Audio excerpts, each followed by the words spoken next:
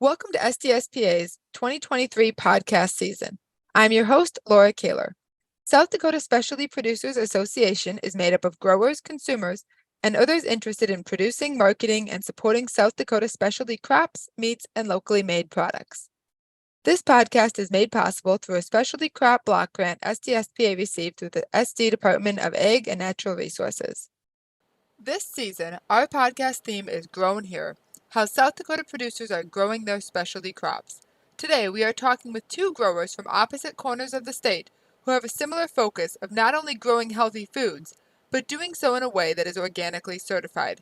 Angela Jackson of Prairie Sun Organics in Vermillion and Bernadette Barnaud with Owl Creek Organics in Nisland will be sharing with us about what it looks like to be an organic specialty crop producer in South Dakota. Angela and Bernadette, thank you so much for joining us today. To get started, can you give us a picture of what your farm and business consists of? At Prairie Sun Organics, we have a very diversified farm. So we have a large, as far as like our cropping systems go, we have a large high tunnel that's like a 26 by 100 high tunnel. So we grow seasonally in the high tunnel about 9 months out of the year. We also have a large outdoor garden area that we harvest from during seasonally. And then we also have row crop production or large field production that allows us to do a larger volume, specialty production of a variety of different things. We also have berries and fruits and a variety of different livestock on the farm that kind of provides a holistic system for us and the ability to recycle nutrients. Very cool. Well, I'll go, I guess. That's awesome, Angela. Our farm is, it's kind of evolved over the years. I used to be just in the vegetable, I had a market garden, but now it's evolved from, I have a smaller market garden where I still sell zucchini, tomatoes, herbs mostly, but I also do a lot of pollinators, and those are left for the honeybees to gather nectar and pollen from all throughout the summer. I don't harvest any of the flowers. And so, yeah, ours is more that type of farm. And then also I do jams and honey, and the jams are made with organic fruits that I actually order out of Washington. I am looking at more local. So Angela, I would be interested more in what you have to offer, possibly if you do sell. And so I order organic fruit to make the jams, and then the honey I produce on our place. So that's kind of what we specialize in. Like I said, it's kind of evolved over the years. My mom does raise and sell organic eggs as well. They're not certified organic, but the chickens are fed all organic feed. We don't sell them as organic, but they are technically they're fed all organic. Thanks for providing those foods for South Dakota. Can you briefly tell our listeners and myself, I think I've got more to learn on the topic, what it means to be an organic certified vegetable farm and what that process looks like in South Dakota? Well, I guess I can start off by saying that probably the three things that if somebody's getting into organic vegetable production that they need to think about is the number one is inputs. Every input, when you're a certified organic producer, all of your inputs have to be reviewed before you use them on the farm. So there has to be a lot of pre-planning early on in the process of what nutrients you're going to use and how you're going to do that. And then you also have to have testing of your soil to determine, if you're using certain micronutrients in the soil, you do have to have soil testing done to provide evidence as to why you're using certain nutrients in your soil. So there's a lot of pre-planning that goes into that. And the second thing to that is the record keeping, just all the record keeping that goes into sourcing of your seeds. You have to use organic seed. If you don't use organic seed, you have to have a seed search documented that you couldn't get that variety. It's just a lot of record keeping and paperwork. So there's a lot of advanced planning with organic. You can't just wait to the last minute and say, oh, I'm going to go plant an organic garden. It doesn't work like that. So you have to have your seed sources laid out ahead of time, your inputs laid out ahead of time. You have to also know the market that you're selling into. So the third thing is we sell a lot through our local Hy-Vee store. And we have developed relationships with retailers and restaurants, and that's where we really like to sell. It's so much easier and through our website. But we do farmers market, but we sell we don't sell as much at farmers market. We focus more on retail restaurant. And we found that to be a very successful for us. And so that's just, I'm not going to hog the mic. So I'm going to turn it over and maybe you have something to add to that. That's very cool, Angela. I feel like that is like, you got to be really well organized to do those, to sell to stores and to restaurants. You have to kind of really plan what you're going to be planting. And I know that they do like the seasonal things, but sometimes they want a consistent supply of something, and that's kind of hard to supply them with. But I think I just will add a little bit onto that. I think you do have to keep really good records. And then I kind of search high and low for organic seed. Like, I know you can do it not certified, like buy non-certified organic seed, but you do have to do a lot more paperwork. So that's something you have to think about if you are going into it. And then ours, another thing to add, like what we do as a practice, my parents have cattle and stuff, and we spread just organic manure, like in the fall, and then it sits throughout the year. And like you said, you have to really keep good documentation. Otherwise the certifier is just going to have a heyday with you. But yeah, as long as you keep good records and know the rules, I'd say it's worth looking into what are the rules of organic production, because you'll have a lot easier time getting certified. I feel like keep a good journal log, what you do, like when you start your plants in the spring. If you use high tunnels and stuff, keep track of all the plastic. If you use black plastic to put down, plastic if you put it on your hoop house. But yeah, honestly, I just enjoy it. But yeah, I don't really have a lot more to add to that. I think Angela hit that pretty well. So while you were going through that, a lot of things came into mind that I never would have considered your organic status. Where did you learn those things? What resources do you recommend? Well, I have to say that was called Moses. Now it's called, what is it called now? I think they changed their name and I always forget what it is now. The Conference and the Cross. Marble Seed. Marble Seed. Thank you. So Marble Seed was huge for me. Like, I went to their conferences every year, and that was like my favorite thing to do. And I would just go to a lot of organic conferences, the Iowa Organic Conference. So for me personally in South Dakota, we don't have a lot of resources. So I joined Practical Farmers of Iowa in Iowa, got very active in Iowa. I joined the Iowa Organic Association. I'm a member of the Montana Organic Association, and I'm a very active member of Moses. I agree with you 100%. That's kind of how I got my start too, was Moses. Just 2015, went to a conference, and you get like so many ideas. Go to a conference first. What were the reasons that each of you chose to pursue organic? For me, it's a lifestyle. I don't know anything else.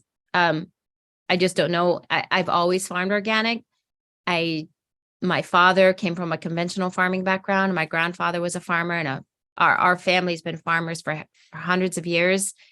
I was the first one to break the conventional farming and go organic, but I've been eating organic food since I was like 18 years old. So I don't know. It's a lifestyle. I can't imagine. For me personally, it was a health choice. It's like, I want to be healthy and I want to farm healthy. And then when I decided I wanted to make it a business, it's economically viable, right? I realized I could get more of a premium for my product and it differentiated in the marketplace.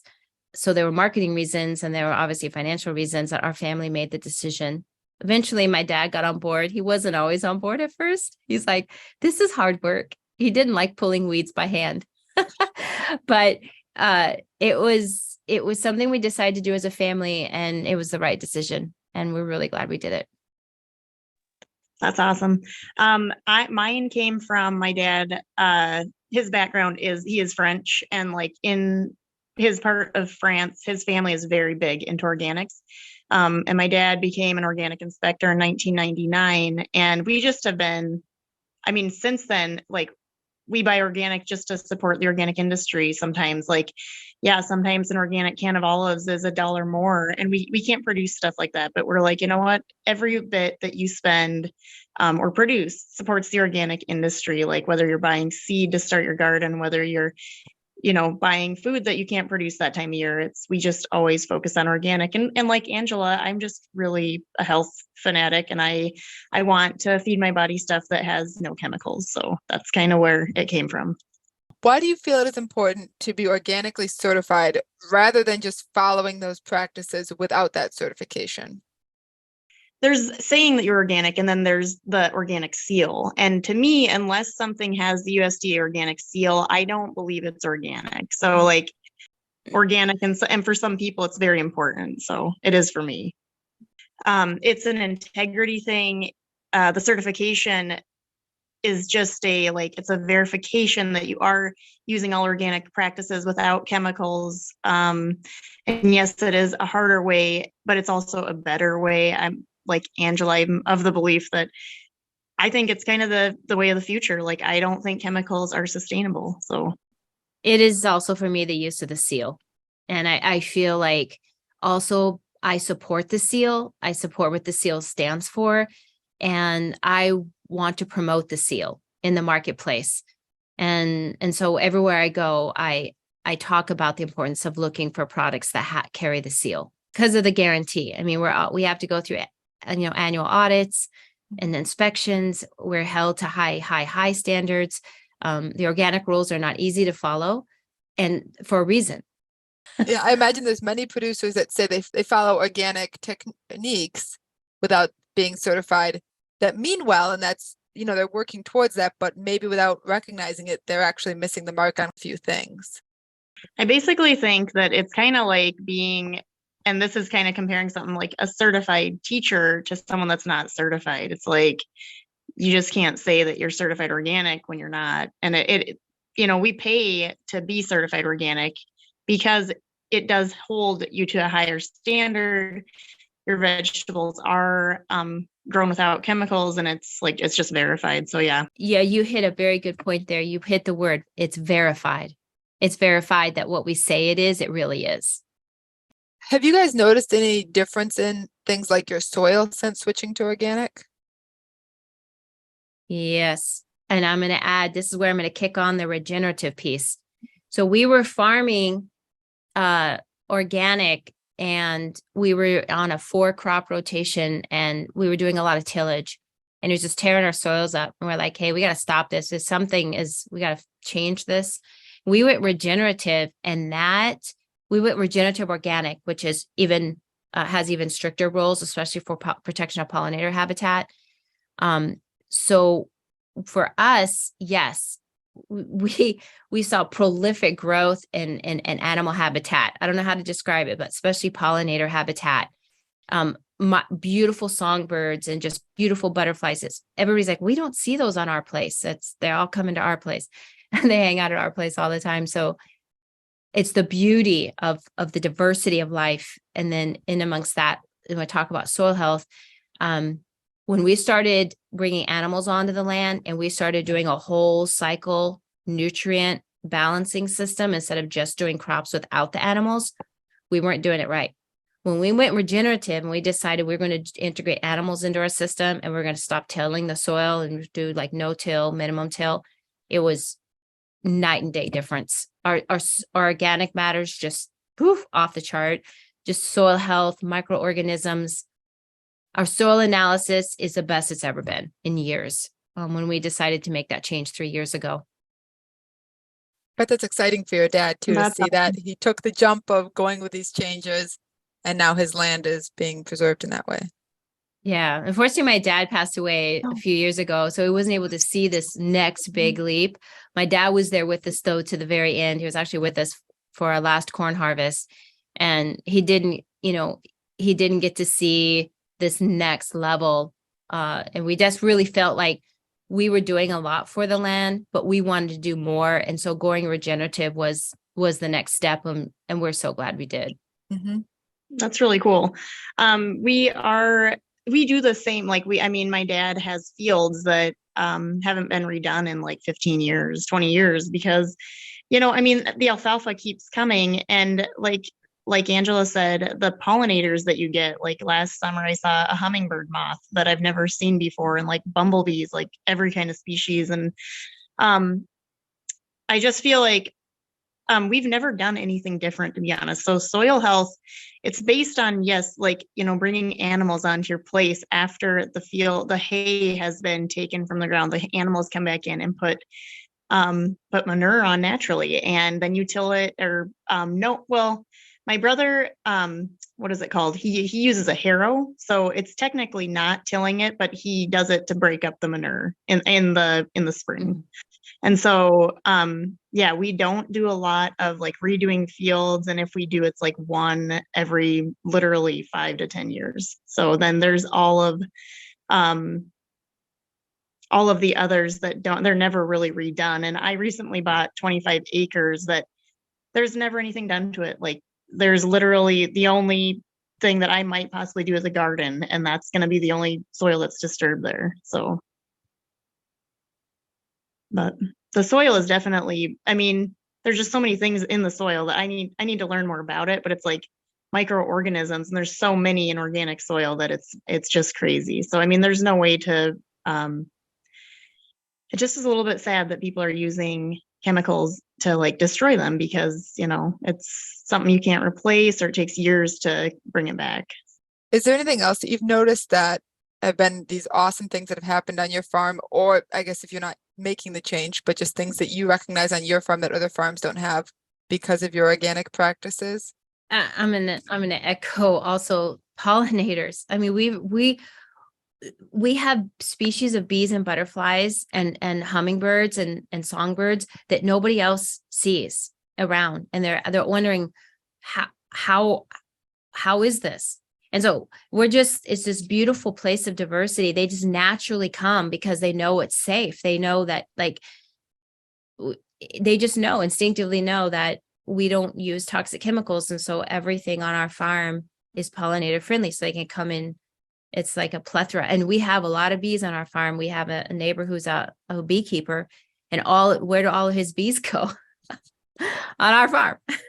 And we're glad that they do, because they pollinate our fruit trees. They pollinate our berries. And I mean, it's a beautiful symbiotic relationship. It's a great neighbor relationship when you can both benefit from the way that you're raising things. And Bernadette, you probably noticed the same on your farm with your honey? I have. And there's even been research shown, like, there's been plants that have been dormant for just a long time, and bees will bring them back to like production. It's crazy. Like, but yeah, I have noticed a lot.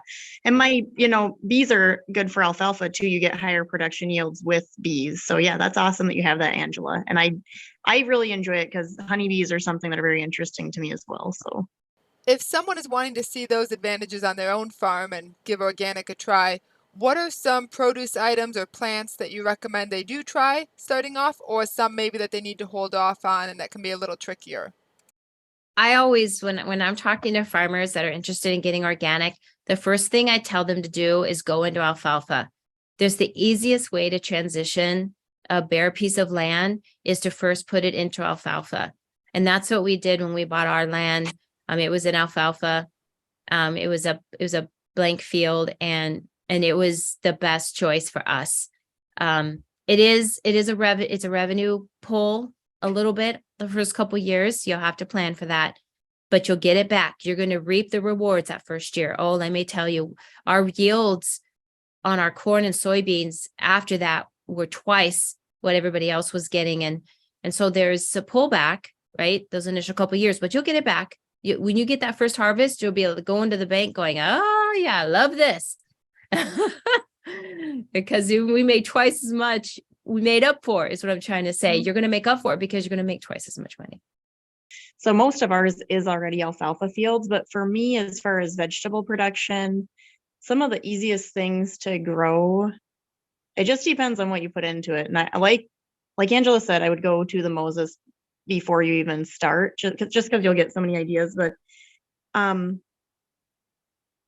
zucchini and cucumbers are super easy, and tomatoes are decently easy, but it depends on the variety that you get. A bush tomato isn't going to require as much maintenance as like an indeterminate that has, you have to like trim it all the time or prune it. I mean, plum trees and cherry trees are going to be very easy, as long as you water them often and it's all, like you said, going to depend on the soil and like the nutrients that are in the soil for anything that you're growing. You're going to have nutrients there. I mean, I've had pretty good luck with just about everything. The only things I'm trying to think, like eggplants are tough for me to grow. So are carrots and any like root vegetables, because the soil where we live it's a little bit more of a clay soil. So even built up and with manure put into the ground and everything and sitting, it's tough to get those to grow. Now, my brother who lives near the river in Belfouche, he has way better soil. He has insanely big carrots and he grows all of these organic, but that is you might want to get your soil tested before you even start organic, because then you'll know kind of where you're at and what you can do kind of with it. Like zucchini seem to grow on the worst soil. So you can grow those at anywhere. But there's a lot of things that require a little bit more. So I would get your soil tested, to be honest. That's what I would do for gardening. Getting the seeds can be a little tricky. What considerations do you need to have when purchasing seeds and starting them with organic? Well, I can speak from the perspective of Prairie Sun Organics. We start, like most folks, we have certain vendors that we are partial to because we know that the seeds grow in our region. There are certain vendors we've ordered seeds from that we weren't as successful. I'm sure Bernadette can share the same experience. So we just keep going back. Once you have a relationship with the seed vendor and their seeds work for your soil, you just keep going back. And you also, I test different varieties. Sometimes I find a variety that works with our soil. I just do it the same variety. I don't mess around with, because I'm selling into retail and I have a lot of times not a contract, but an expectation of delivery. And so I can't really sometimes, I'm going to try a new variety this year and see how it goes. I'm very risk averse. Once I find something that works, I tend to stick with it and perfect it. Mm-hmm. Yeah. And I will add to the last thing. So like with organic production, you'll get pests because just because you do, so I just say rotate your crops every year, but I am the same as Angela. I kind of stick with the people that I have had luck with. There's a place in North Dakota, and I believe it's Dakota. I can't remember the name of them now. It's Prairie something. It's organic seed, and their seed is proven to grow like in the Dakotas, kind of. So like that has been very, I've been very successful with those seeds, and they sell on a pretty small scale. You can get bigger amounts of seeds from like Johnny's seeds, and those have done okay. I mean, they've done well for me overall, but the ones out of North Dakota have been the better ones for me because their stuff is proven to grow in the Dakotas. So I've just had a lot of luck with them, and I kind of stick with them.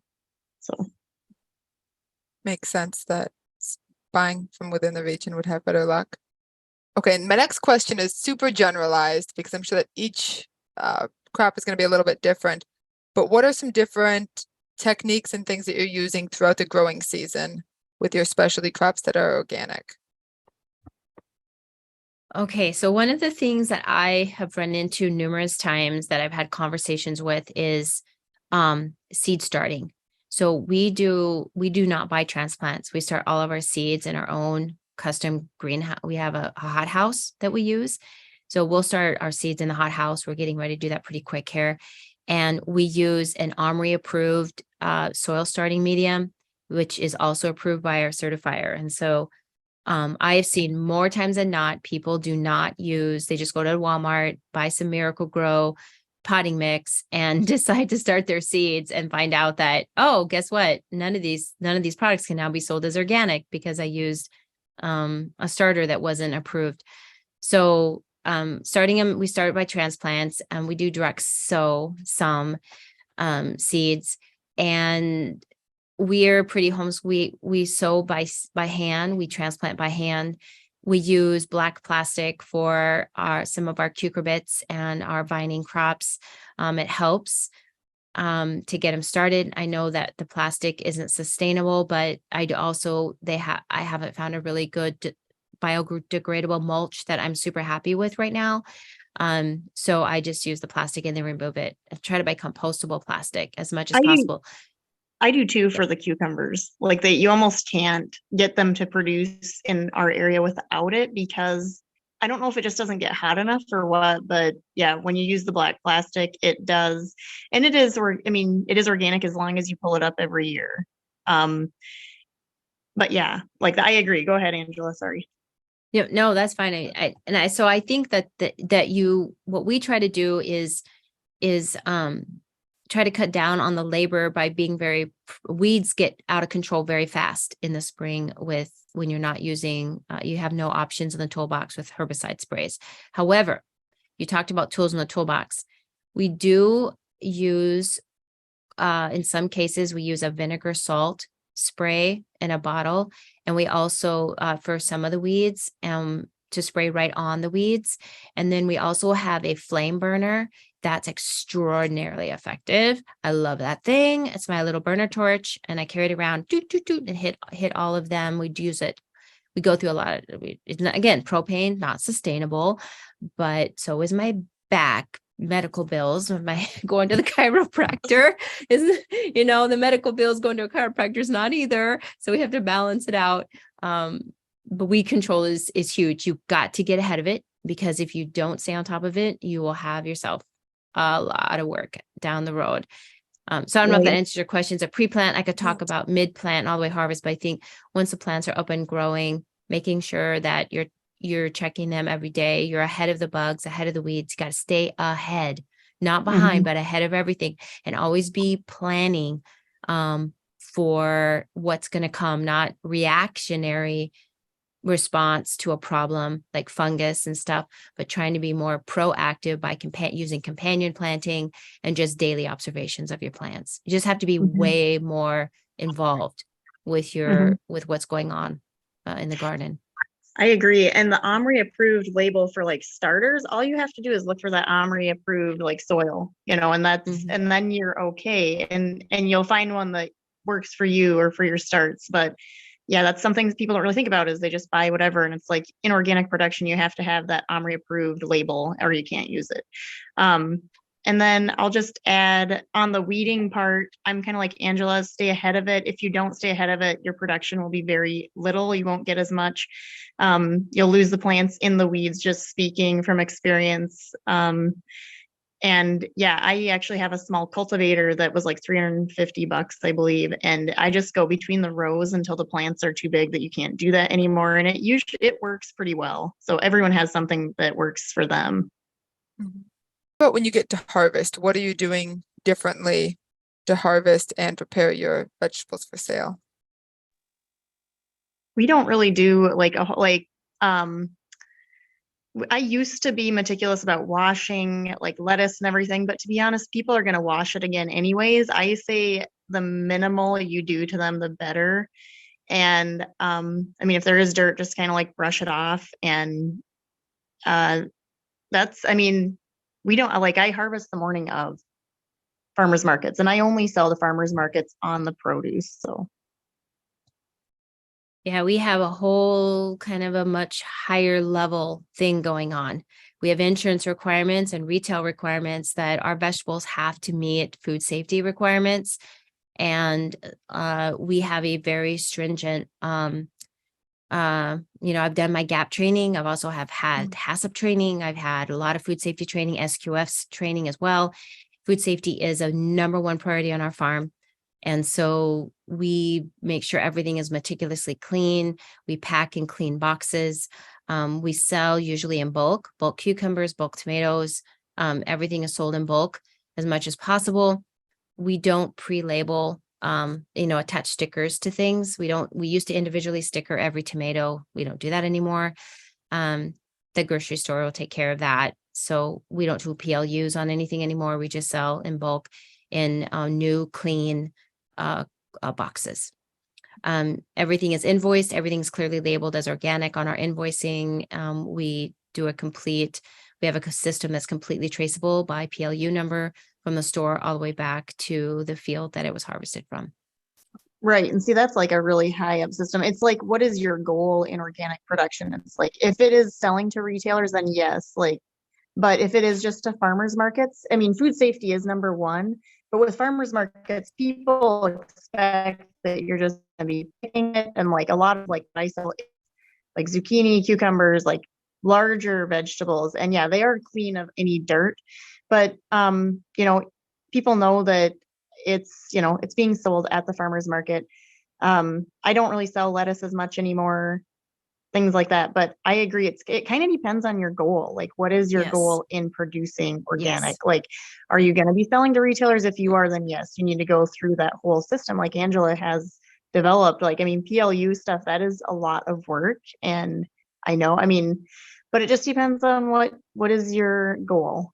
You can make a lot at farmers markets. You can make way more, I know, doing it Angela's way, but it just kind of depends on what are you shooting for. So Yes. So you need to look at your target market, and you also need to look at your finances. We took out an FSA microloan. We have an obligation to a lender.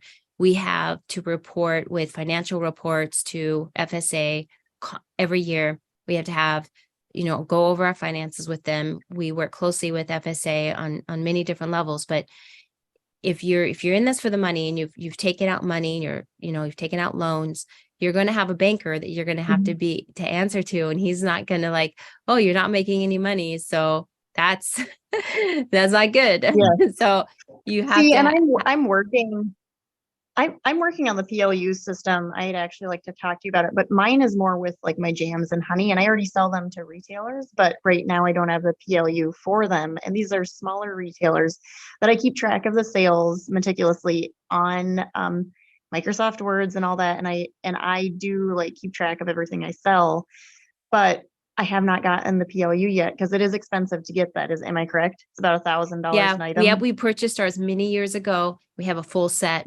for we have hundreds of them. And I was on it years ago. Set up all this technology and all of our PLUs years ago, knowing the direction I want to take my company into schools, into daycare centers, into Hy-Vee.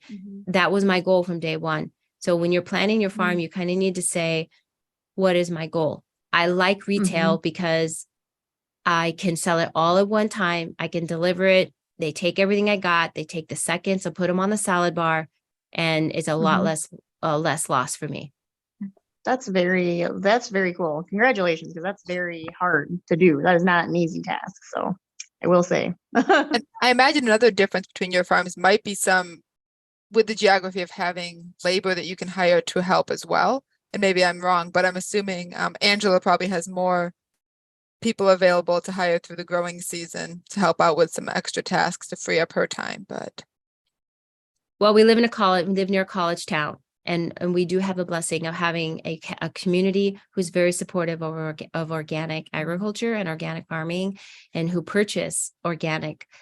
So yes, and in that regard, we have been very blessed of having, although the labor is very tight, we do have access to a fairly good labor market out of Sioux City, and also because of the college. Yep. Okay. Nice. So, yeah, mine is so far. Go ahead.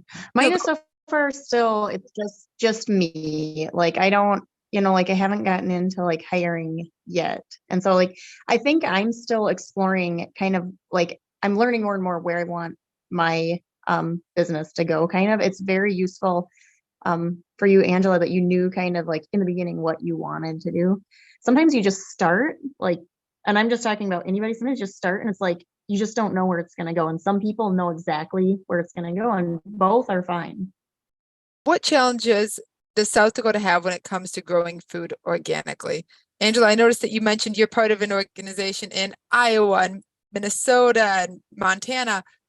Why is South Dakota lacking? And maybe what are some things that we can do to support the industry in the state? Okay, number one, we do really need to be thinking about an organic association for our state. I love being a member of what's going on in Iowa, and I love what's going on in Montana. And I am also a member of the Northern Plains Sustainable Ag. But South Dakota is unique, and we need a presence, I think, in Pierre, more of a presence just at SDSU and just all these different places. And I think if we had an annual conference and an association, which we're trying to get actually a group going through SPA, of just being able to come together and share some of the the concerns and struggles that are unique to South Dakota.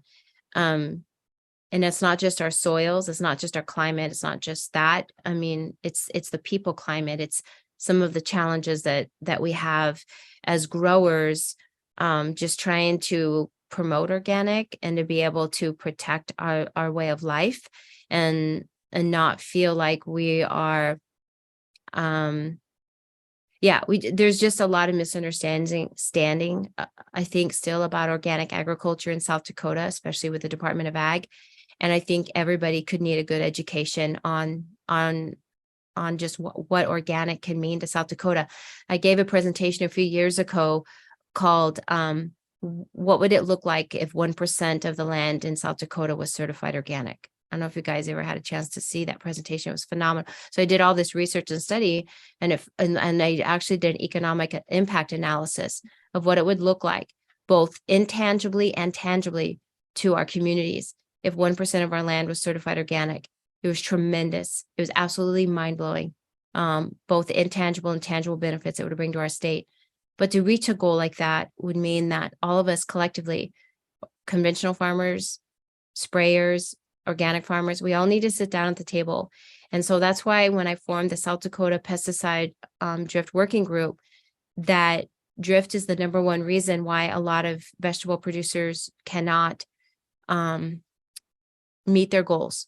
They survive, but they can't meet their goals. And it's a huge problem. And we need to address it. We talked about other things, and I won't go into, we developed our own certified compost system at our farm. We sell compost. We do a lot of really cool things, but no matter what we do, if our neighbors keep drifting on us and we keep losing our organic certification, which we've already lost twice in a row, we won't be able to survive. And so we just got our certification back just like a year ago, and we're ready to get up and going again. But if we get knocked out one more time, I don't know if we can recover from that. Our processing plant was shut down for 3 years, and we had a huge loan payment on that. And what do you do with that? So we definitely got to fix this problem. For me, drift is important.